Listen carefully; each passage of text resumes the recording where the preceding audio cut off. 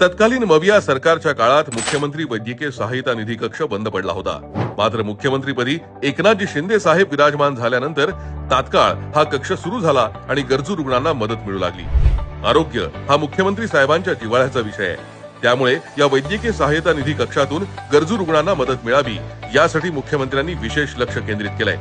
इतकंच काय तर विविध खर्चिक नव्या आजारांचाही यामध्ये समावेश करण्यात आलाय।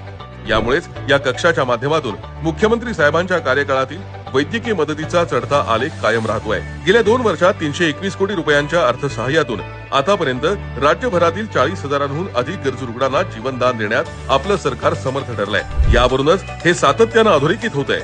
मुख्यमंत्री एकनाथजी शिंदे साहेबांच्या नेतृत्वाखालील मुख्यमंत्री वैद्यकीय सहायता निधी कक्ष रुग्णसेवेत उत्कृष्ट कामगिरी करत आहे आणि हजारो रुग्णांच्या जीवनात निरामय आरोग्याचा प्रकाश आणत आहे।